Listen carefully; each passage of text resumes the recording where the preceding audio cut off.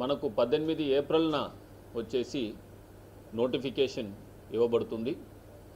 Assembly స్థానాలకు సంబంధించిన ఆరోలు వారి యొక్క ఫామ్ 1 నోటీస్ అక్కడ ఇవ్వడం జరుగుతుంది. పార్లమెంట్ స్థానంకు సంబంధించి ఇక్కడ ఆరోగా కలెక్టరేట్లో నేను ఇక్కడ ఫామ్ 1 నోటీస్ అనేది ఇవ్వడం అనేది జరుగుతుంది. 18 నుంచి మనకు 25 లాస్ట్ డే ఫర్ నామినేషన్ వచ్చేసి 25 పబ్లిక్ హాలిడే తప్ప మిగిలిన రోజు 11 నుంచి 3 గంటల వరకు కూడా ఈ యొక్క నామినేషన్స్ అన్నీ కూడా తీసుకుంటామనేది ఈ సందర్భంగా మీ అందరూ కూడా తెలియజేస్తున్నాను. సో పబ్లిక్ హాలిడే అనేటప్పుడు క్యాలెండర్లో ఉన్న అన్ని హాలిడేలు కాదు, ఏదైతే నెగోషియబుల్ ఇన్స్ట్రుమెంట్స్ యాక్ట్స్ ఉన్నాయో ఆ నెగోషియబుల్ ఇన్స్ట్రుమెంట్స్ యాక్ట్ ప్రకారం ఏదైతే పబ్లిక్ హాలిడే అని నోటిఫై చేసి ఉందో దాన్ని మాత్రమే పబ్లిక్ హాలిడేగా వర్తించబడుతుంది.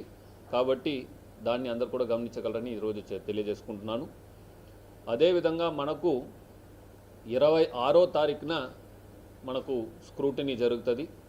అన్ని ప్రాంతాల్లో కూడా 8 అసెంబ్లీ కాన్స్టిట్యున్సీస్ అండ్ ఇక్కడ పార్లమెంట్ కాన్స్టిట్యున్సీకి సంబంధించిన స్క్రూటినీ కూడా ఆ రోజే జరుగుతుంది. విత్డ్రాయల్కు సంబంధించి 29వ తారీఖు మనకు విత్డ్రాయల్ ఉంటుంది 3 గంటల వరకు సమయం వరకు. దాని తర్వాత కంటెస్టింగ్ క్యాండిడేట్స్ ఒక ఫైనల్ లిస్ట్ 7Aలో పబ్లిష్ చేసి సింబల్స్ అలాట్ చేస్తూ ఫైనల్గా 7Aలో లిస్ట్ ఆఫ్ కంటెస్టింగ్ క్యాండిడేట్స్ కూడా ప్రకటించడం అనేది జరుగుతుంది.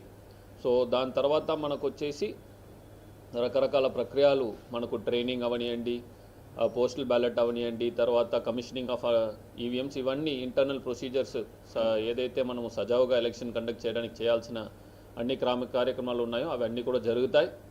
12వ తారీఖున ఎవరైతే పోలింగ్ పార్టీస్ ఉన్నారో ఆ పోలింగ్ పార్టీస్కి వచ్చేసి మనకు వారికి కేటాయించినటువంటి మెటీరియల్ ఏదైతే ఈవీఎంస్, వీవీప్యాట్స్, అదేవిధంగా ఇతర సామాగ్రి ఏదైతే ఉన్నాయో అవన్నీ కూడా వాళ్ళకి అందజేస్తూ నిర్ణయించిన రూట్లో మాత్రం నిర్ణయించిన బస్సు నిర్ణయించిన రూట్లో మాత్రం వాళ్ళ పోలింగ్ కేంద్రం వద్దకు చేర్చిన తర్వాత ఈసీఐ కూడా సర్టిఫికేషన్ ఇస్తాము.